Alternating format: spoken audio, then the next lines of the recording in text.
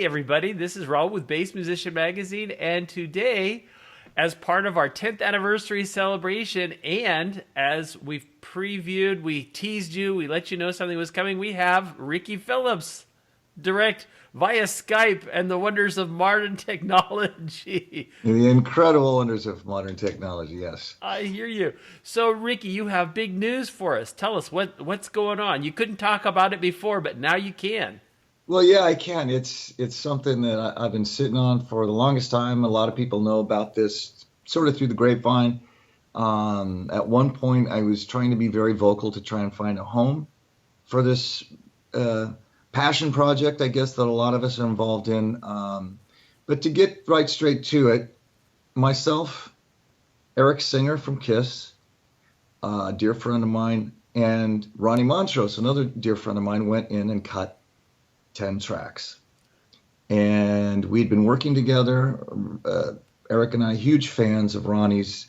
Ronnie was kind of just drifting out there in nothingness and not really doing anything. And obviously he's a legend. There's licks that you will hear other guitar players play they directly got the impetus from Ronnie. And the first Montrose record was a required reading for most musicians. And I think Ronnie was huge with musicians. Everyone heard and studied and learned from that first Montrose record, which launched Sammy Hagar for those people who don't know that. And it was just so important and influential on us at a young age that we couldn't believe that this incredible, wonderful guitarist and great guy wasn't being revered, I think, as much as we felt he should be. That was part of our interest, and we talked about it, and we both had schedules that we had to work around, but we did everything we could to move it so that we could work with Ronnie. And we went in, Ronnie was digging it, and I should say I'd like to give Chuck Wright credit for kind of hooking me up with Ronnie. I met Ronnie years ago. He was doing a soundtrack with Mitchell Froom for something called Cafe Flesh. I don't even know if you can find it, but it was something Mitchell was doing, and we passed messages from one another. Skip Gillette, who was on the first Gamma record, drummer on the first, was a good friend of mine, and he told me, I think the very first tour I ever did with Alice Cooper, we were flying on private planes and landing in private runways. That was my first tour with the Babies. And so Ronnie sent a message to me telling me that I was ruined forever, because that's not generally how you get to travel in rock and roll. And he was right about that. But we weren't really truly friends until the three of us started working together. And Chuck had been working with Ronnie and was going off with Alice Cooper and recommended me as his replacement. And Ronnie and I finally hooked up for real and started doing gigs together. And we went in the studio, the three of us, after we'd been playing and sort of developed this chemistry, cut these 10 tracks. And then the mission was to find a singer. And we already had Eric Singer. No, just kidding. But we needed a singer. So I should say that Ronnie felt that the core of any great rock band was the power trio. And so he just wanted to make sure we had solid basic tracks, and then he knew whatever went on top of that was going to be good. Ronnie had a bag full of tricks. He had some great riffs and licks. And some of the songs were just ideas that he threw at us that had not been developed. He hadn't really played. And we created right then and there what else went into those tracks. And Ronnie was big on no click tracks. He felt, you'll read quotes from Ronnie, that those aren't mistakes, folks. That's music breathing. And that's the way we recorded. I had done the Fredrickson Phillips record where I recorded Alan White, I recorded Pat Torpey, Dean Castronovo, and it was this killer little room that reportedly was the machine in there. Old Stevens machine was one of the machines that they cut the wall on. Great machine. It's the pinch roller that touches the 2-inch tape as it runs through only touches the tape in one place, and that was kind of the big thing about these Stevens machines.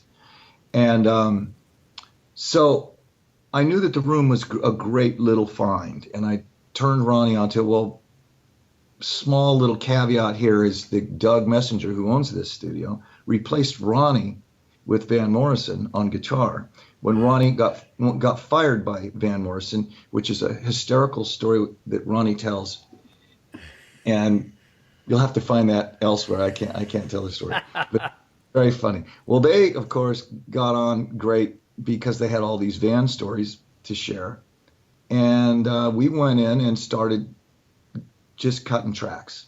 Some of the stuff, the ones I said that Ronnie just had a sort of a germ of an idea, were only ever really performed the one time they were recorded, because that was the freshness Ronnie was after. We discussed the arrangement. Anybody who's ever seen Ronnie perform, he's very visual the way he plays. He plays with his whole body. And so he said, I'll signal when we go through these various sections. It'll be obvious to you as we make these changes. And it went rather quickly. We only had 2 or 3 days where we're going to lose Eric to the road. And when we were finished with these 10 tracks, the chore of finding a singer for the project was a difficult task, because we knew great singers. We'd worked with great singers, but we had started something that we knew was very special, and we needed this right guy. We couldn't find him. And I started getting busy with Styx, and I was on the road more and more and more. And Ronnie called me one day and he said, look, I don't want this to die on the vine. This stuff is too good. I have an idea. I want to run it by you. He said, I want to call the project 10 by 10, which would be our 10 initial songs, the core power trio. I jokingly used to call it PMS, Phillips, Montrose, and Singer. And but it's 10 by 10, Ronnie Montrose 10 by 10, and we'll use 10 different singers. So 10 songs, 10 different singers. And of course, the joke here is I said, that's great, Ronnie, but we can't find one singer. How are we going to find 10 singers? And he said, well, what I'm talking about is I want to call Sammy. I want to call Edgar. I want to call Davey Pattison from Gamma, the guys I've worked with before. And then there were other singers that Ronnie was friends with that were known singers who he thought will find which songs fit these exact guys and are in their wheelhouse, and we'll go after them like that. And that's what we did, and that's the way we carried on. I kind of went away, Eric kind of went away, and we put that in Ronnie's hands. And Sammy did come in, and the song that is now out as an instant jumping ahead a little bit, I'll connect these dots, but a song called Colorblind that Sammy wrote back then. This was 2003 when we cut these tracks. Wow. And Sammy tapped into something that even he will tell you it's timeless. It's he didn't expect Colorblind was where it really came from, I think, as he was writing it. Just these lyrics and this subject matter came out. It's a little bit more intense maybe than he's known for writing. Intense in the form of being very socially a subject that will probably never go away. And there are a few other songs on this record that Mark Farner wrote a song that is a little bit political in nature. I wrote a song called The Kingdoms Come Undone, which is a song written about various political, whether it's our political system or in other countries, or our battles that have happened, and maybe religion being at the basis of a lot of problems actually in the world. Not making a judgment. We're not taking sides politically here. We're just, these songs are being thrown out there. I think it's very interesting. None of us knew what the other guys were writing. So it's interesting that we all sort of hit on different things. And then there's fun, right? Gee, it's rock and roll, brainless fun. There's a song I wrote about Ronnie's career, which Glenn Hughes sings, called Still Singing with the Band. And I took song titles and subject matter from songs throughout Ronnie's career, and I created, kind of wove this storyline. One of the lines is, "Rockin' the nation is still the finest sensation. Any true young-blooded rocker will testify." And when I pitched this to Glenn, he said, "Well, as long as I can believe in the lyric, I'm in," because he was a dear friend of Ronnie's. And thank God he did. He said, "Oh, I'll tear this up," and he did tear it up. It's really a fun track. So I want everybody to think that everything is political and it's all serious and stuff. There's a lot of good fun, good time rock and roll. Greg Raleigh wrote a really beautiful piece of music where I almost feel like he channeled sort of a crooner sort of approach to a big piece of music that Ronnie wrote. It was his tribute sort of to Robin Trower, his dear friend Robin Trower.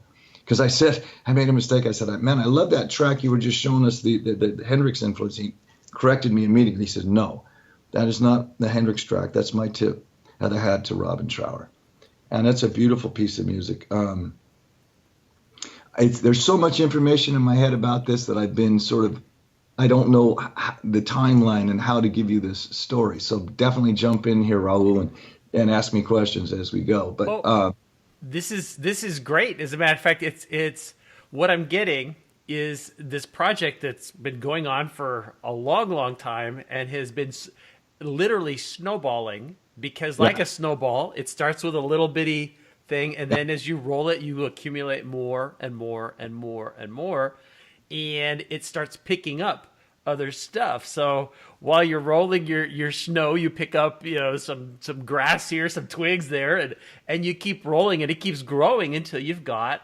Well, that's really actually that's very astute, because as it started from this power trio, it did grow to something else. And the more people you bring in, even though the power trio was supposed to be the initial, there is even an interview that Ronnie did with someone where you can find on the internet, where he's talking about the power trio and how important it is, and that was the impetus or what was behind this particular project, which was nameless at the time. Mm-hmm.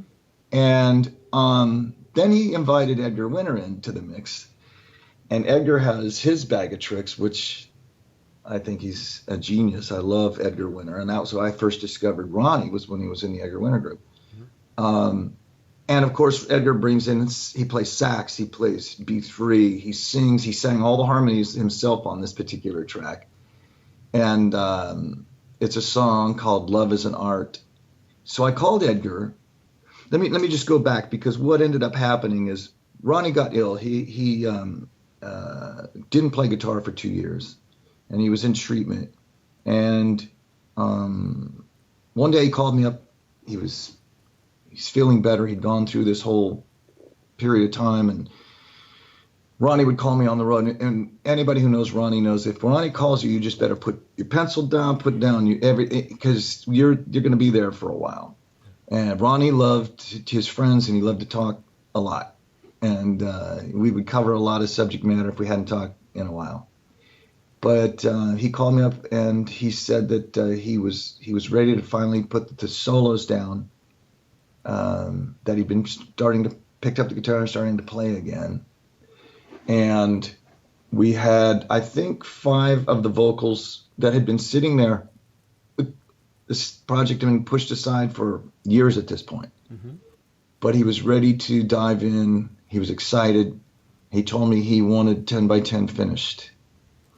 He told me that a month before he died. Wow. And unfortunately, he was not able to, all the brilliant guitar playing that are on these tracks, these are the last recordings of Ronnie Montrose, he wasn't able to do the solos that he was now ready to do. And he was excited about so many things in his life at that point. So that stuck with me to the point where when I heard some rumblings that somebody was going to get these tapes and they were going to try and finish them, and I panicked a little bit, and I called Eric, who was also on the road at the time, and I said, I think I'm going to have to do this. And he said, hey, he talked to me a little bit and he said, you know how much work is still left to be done. All we have is basic tracks and some lead vocals, except for Edgar's track, who he was able to play some stuff on. And I said, yeah, but we probably shouldn't talk about that or I'll walk away.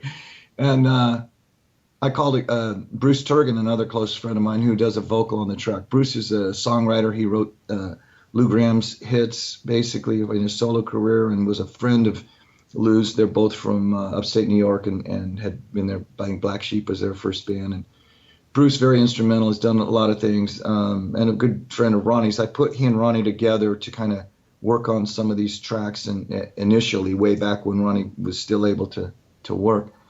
And they became very good friends. And he knew because he had grabbed these tracks after they'd gone to digital.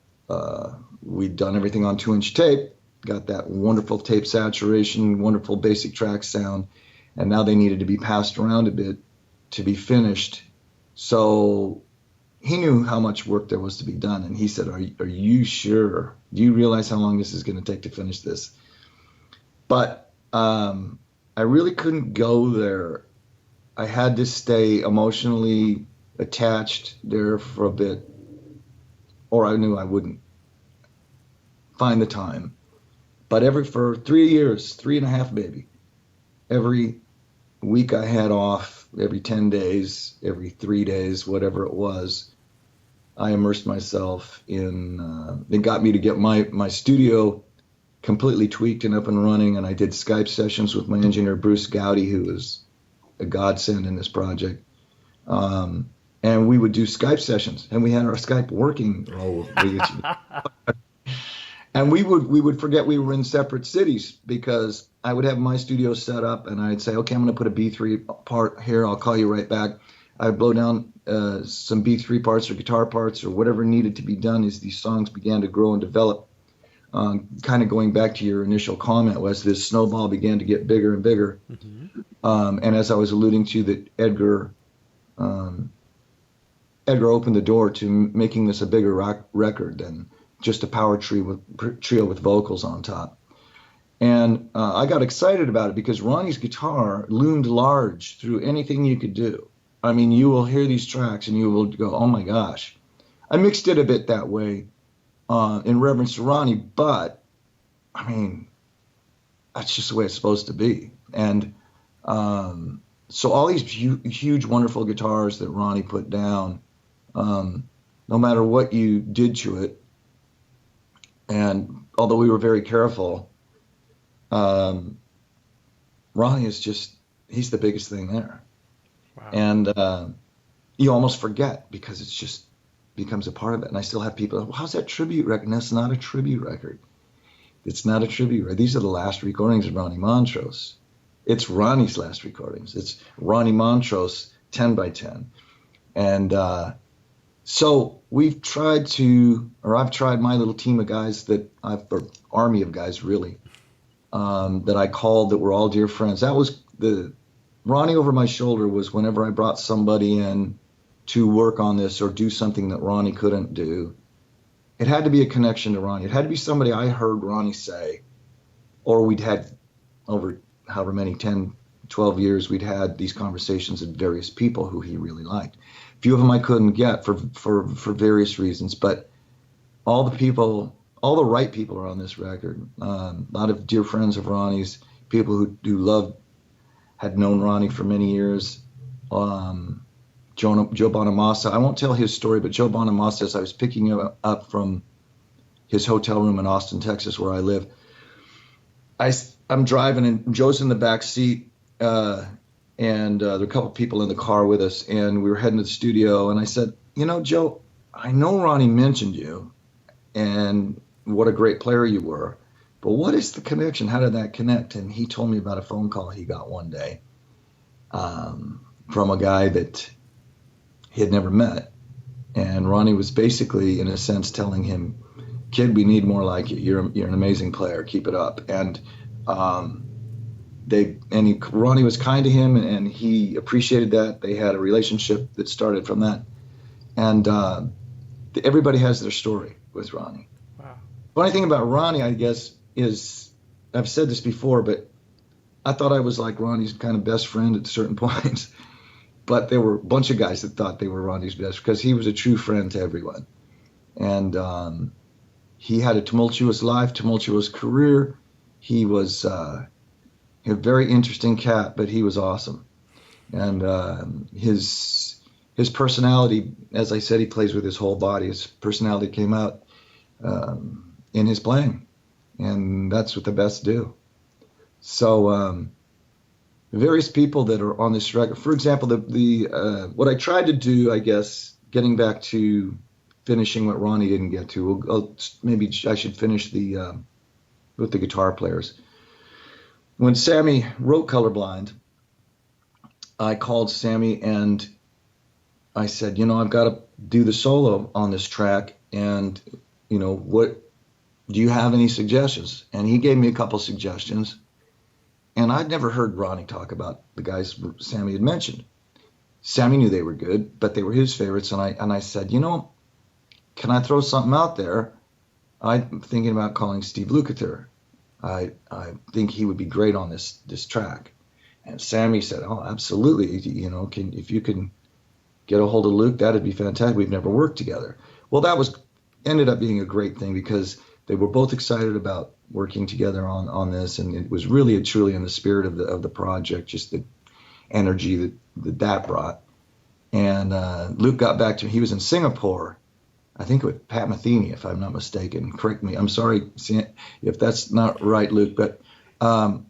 And he said, "Man, that'd be great. I'd love to play on this. This is great." So that track just smokes. And it's out right now, actually. You can find that. It's what they call instant grat track. Instant gratification tracks are a promotional tool to bring attention to records. This record will not be out until September 29th.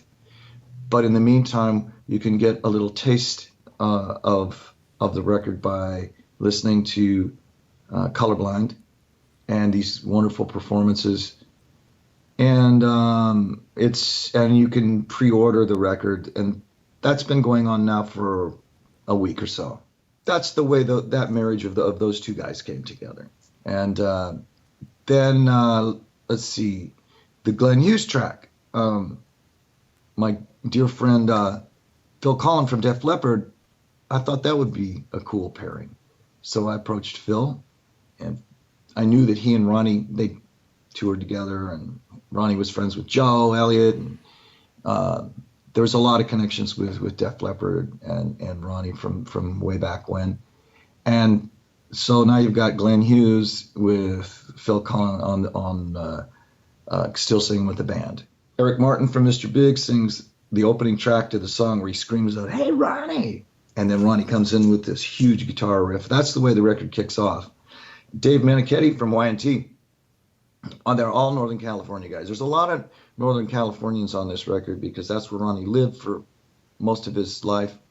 And so there's all these connections he had. And Ronnie and Eric and I did a lot of gigs with Y&T. And I knew how close they were. And I got a hold of Dave. Dave blows down a killer solo, so appropriate for a Ronnie record.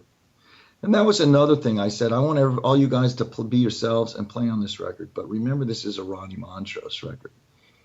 And Ronnie, there was no note that Ronnie played that didn't have a purpose.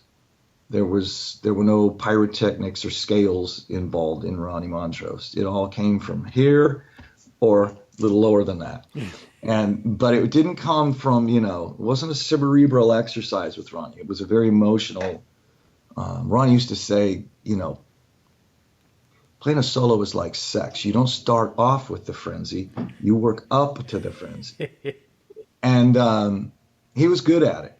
He was great at it. And he totally got it. And that's why he was, I think, revered and loved, because there's really no bad solo ever recorded of Ronnie Montrose. Wow. And Edgar, there's some things that are coming out now because everybody's been interviewed, and instead of me sitting here yapping away about what everybody else did, you can hear their version of their own story.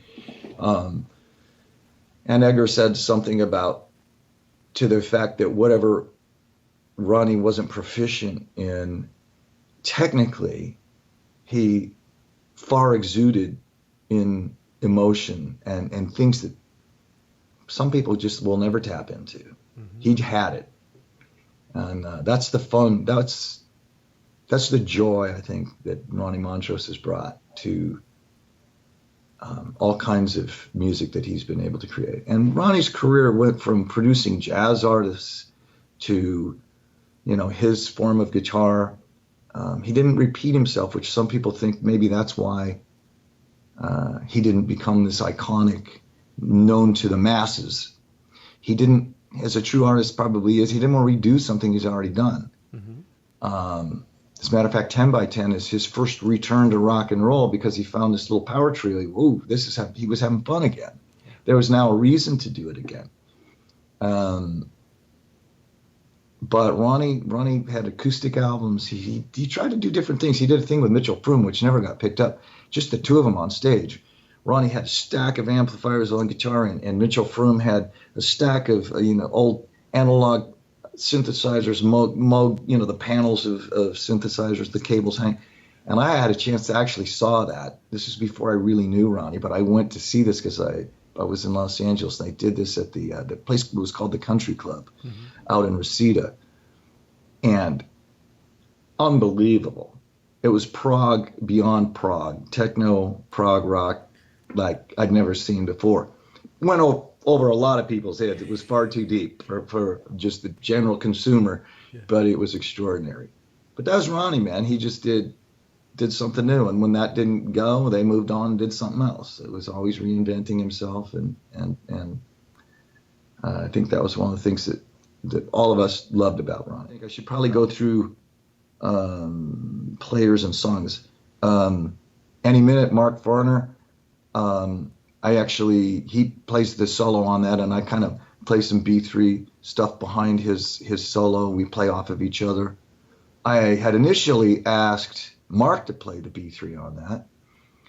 And a lot of times when you're trying to connect with people, they're busy, they're on the road, and we were went back and forth, and I think Mark may have done some B3 work on this that I never got. So as I'm working on the record, I got to get this done. I guess I'm going to have to do it myself, kind of thing. And it was kind of a cool mistake because we have different styles, and his guitar is really nasty sounding. It's very, very just awesome, just like you just hear it. And so against it, I played this real sort of percussive B3 and just kind of stayed out of his way, and but tried to give it a little bit of a back thing. So that was cool. Strong Enough is actually a song that Tommy Shaw and I wrote over a bed of tracks. And Tommy plays some badass Southern slide, and most people may not know how good he is at playing slide guitar. Well, you'll hear on this. Wow. It's very swampy, very, very cool. The song that Ronnie wrote is a song called Head On Straight, and Mark Bonilla plays the solo on that. And Mark told me that I think he's 15 or 16. He took guitar lessons from Ronnie. Somehow they were put together. Ronnie ended up saying, paying for him. He said, "You kid, you're great." And he paid for, I think, Mark's first record. He produced and actually paid to have it recorded. Mark can tell that story. Everybody's got their own story, because I may be getting certain details wrong. There's a lot of people here and a lot of things involved. But I always want to know everybody's story as I contacted him. What is your relationship with him? I heard him talk about you. And Mark and Ronnie were really close. Good dear friends. And Ed Roth, who was Ronnie's dear friend, keyboard player, plays some really, really nice keyboards on that track, and a few others as well. But Mark's solo is so Ronnie. It sounds like a track taken right off a Gamma record. And really, really great. Heavy Traffic, Colorblind, Love is an Art, Edgar. One Good Reason. That's the Bruce Turgon track that Bruce sang. The only reason Bruce Turgon isn't known as probably to the masses as this killer singer, because he was the bass player behind Lou Gramm. So, you know what I'm saying? he's got this killer voice, and he wrote a great track on this bed of music. And Brad Whitford plays. Brad's just a great guy, and he was always Ronnie's and my hung. We thought he was the unsung hero, or maybe not the unsung hero, but he was the dark horse in Aerosmith, because what a great guitar player. Just he's not flashy guy that's out there, in the limelight. He's just a rock and roll guitar player, and Ronnie loved that about him. And so it was great to call him up and ask him if he'd be a part of it. And he was on board immediately. And he even shared with me that when he heard Rock Candy on the radio as a kid, he went, "Well, that's what I want to do." And he said, "I want to be a rock and roll guitar player." And so it was fantastic to have him on board. But I mean, there's a lot of players. There's some singers, and Tom Gimbel from Foreigner plays saxophone on the Greg Raleigh track. And man, it's sultry and smoky, and we talked about it a bit. He sent me some stuff at first, and I went, "Okay, we're starting in a good place, but I need it to be just really sexy, man. It's got to be this. I want to smell cigarettes in the room and wafting smoke, and I want a little pain in the heart." And he totally got it. And so that's a special track. And it's funny because the track, we end the record with that track because it's the only place it could live. Nothing can follow it. It's one of those kind of tracks. And that's another thing about this record. I sequenced the record by feel to take you through emotions. It's not because these are the best songs first and then, stacked the way we used to do it back in the day when we had record companies looking for singles. This is totally a musical sort of excursion, if you will. And that's how I sequenced the record. Just so you can put on the headphones and just let it take you somewhere. So in order of importance of anything other than that, it doesn't lie in this record. This record is an experience. I think the true rocker who maybe comes from the 70s more than the 80s will probably get this. I didn't want this to sound like an 80s overproduced glossy record. I wanted this to have, as Ronnie alluded to, the mistakes that make the record even more personal. There are no real mistakes, and that was his point. It's just the way you felt at the time. That's not wrong. That's the way you felt at the time. And so putting these things together, I really couldn't do anything to demean it. Ronnie had guided this impetus and this idea of 10 by 10, and the way he wanted to do this is very well intact. It's a little bigger maybe than bigger in the sense that it's maybe got more pieces than we thought initially. We all thought, because it just began to grow.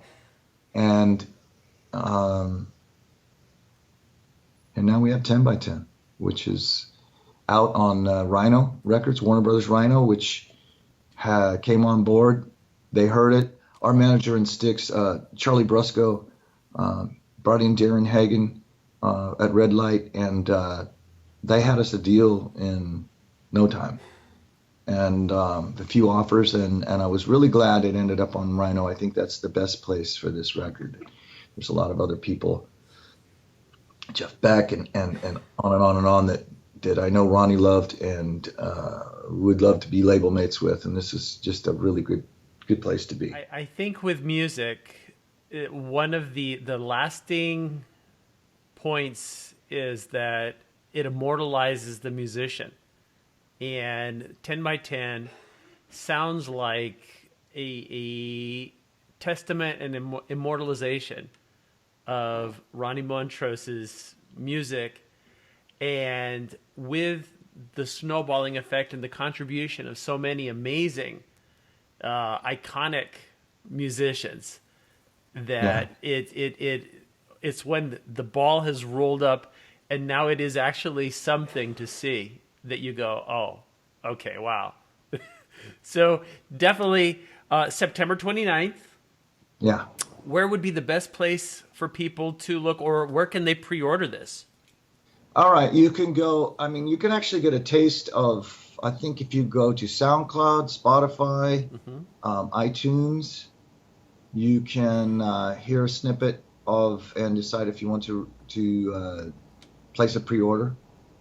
And obviously, you don't have to buy the song twice. It will be. That's what the instant grat thing is.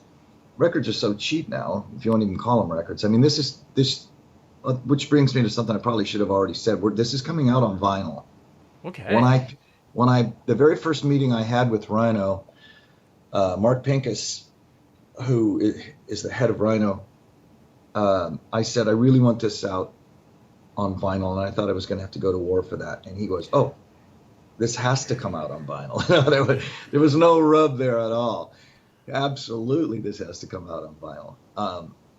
So that wasn't a problem, but it's on every digital format. It'll be CDs, but you can order the record, pre-order the record, and get a little snippet of these instant grat tracks as they come out, Nice. and hear a little taste on your way to owning it.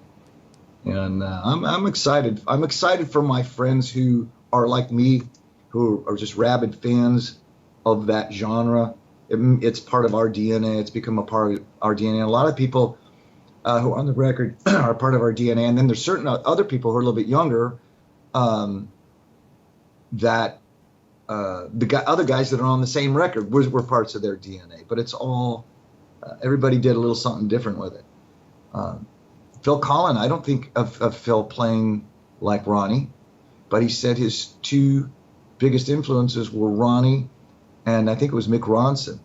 And if you think about that and where Phil has gone with those initial germinations of ideas as a young mind wanting to become, Phil's totally gone and created his own sound and his own thing. Sure. But he came. Those are such two great honest players. Who played melodically and played tastefully and tonally. He said even when he did his solo on Still Singing with the Band that he plays a couple Ronnie riffs just to kind of root it there in the Ronnie camp. So anyway, it's been a lot of fun, and it's been really an education for me producing this and finishing this project for Ronnie, that as each guy came on to learn how they perceived what they should do. Mm-hmm. Very little guidance from me, very, very little guidance. I tried to stay out of everybody's way. Some people needed some help, but most people got it. And the one thing I would always say is just remember this is a Ronnie Montrose record before you play a note, And everybody was very respectful of that. Very cool. Well, Ricky, this is amazing news. This is very exciting. Now I can't wait to hear it. So I'm all worked up about it, and of course we're gonna get the word out right away to all of our reading audience and all that. So we'll share this information right off the bat. Okay. So again, it's 10 by 10. Mm-hmm. The title of the record. For those of you purists and diehards, hold out for the vinyl. I know a lot of us still have record players, and there's going to be a lot of young people who go, "What is that thing? What are you talking about?" But hey, it's. Can I say one thing for the gearheads? Absolutely. Okay, I think I played 2 or 3 basses on this, but my '68 Tele bass cranked through an SVT2, the rack heads is actually I got the nastiest sound out of. And Ronnie loved it. And Ronnie was playing he had his Bogners set up, but he found this little 5-watt crate amp that he's flipping out over after spending forever getting the chords just right on his Bogners and all that. So there's a little few different guitar tones for people to listen to. We did crazy things like on Eric's drums, we threw Ronnie wanted to get sort of a Beatle-y sound, which in the end for me and Bruce Gowdy, my engineer, to make that sound good was a little bit of a struggle. but we wanted to kind of get that Beatley experimental drum sound by putting paper towels, or I can't remember if we used paper or cloth towels on over the toms to kind of get a crazy, just go someplace different. But that was Ronnie. If he had an idea, man, we were going to be taking a break so that we could make that happen, and we moving things. But I just want to mention those things. I think it was Bob Daisley had a 62P bass that I played on. Eric happened to have it, and he brought it to the studio, and I played that on a couple songs. And then I had one song that I played a 5-string on, a Fender 5-string that I had designed, the custom shop built for me. That there was actually an article on that particular bass in Vintage Guitar Magazine. Nice. And even though it's a 5-string, guys, it's okay, it's cool. I use that 5th string very rarely, but it comes in handy. Yeah, I mean, and I play edgy with a pick on certain things, and I play certain other things with my fingers. I'm a proponent, as you know. I think you got to do both, guys. I'm sorry, I don't get on this pick or fingers thing. I don't understand. Don't you think you should be good at both? I do. So there's a little bit of both on the record, but tonally it's pretty aggressive, for the most part, pretty aggressive sounding. And I just want to get that in. I always forget to mention what we used. I talk about the room, and I talk about Ronnie and stuff, but part of creating this thing, all three of us are about tones and sound. Ronnie and I, especially, as coming from guitar player, bass player, I think it's as big to work on your tone as it is a lot of your technique, because that's your voice, man. That's your voice. Yeah. And I think people overlook that. Just me. Very cool. Well, and I was also going to mention that it sounds with the themes. I'm interested to hear lyrics, because it sounds like a lot of it is very timely to the times that we're living in now, which of course kind of goes back to a universal concept with rock, is it speaks from what we're living, and so a lot of the old tunes, if there's a political angle or anything, this is all part of what we were living. I mean, anybody that was alive during the Vietnam years and things like that, I mean, hey, it was it was just saying what people were thinking, but somebody was vocalizing it and making it real. Yeah, music was definitely the voice for generations, and absolutely, we kind of quit doing that for a while. So it's been a while since I've heard really somebody. There's a lot of people that probably don't get the airtime that they should, who are still doing it. But yeah. So yeah, I was proud to have a little bit of that on this record. It's very exciting. Just enough. Very exciting. Yeah. Well, Ricky, thank you. I know you have such a busy schedule. Thank you so much for sharing this scoop with us. We'll work at getting it out here right away, folks. 10 by 10. We'll do our best to help you find it. We'll stay in touch with Ricky. Big release September 29th. Again, thanks so much for putting all this hard work to put this together. Very exciting news. Thank you, Raul. Thank you for caring, and thank you for asking me to do this. I'm so glad we did this, and I'm just getting started. So if I was a little long-winded today, it's just I've been holding it in for a long time, folks. Oh, man, I can tell. Well, thanks again, man. Okay.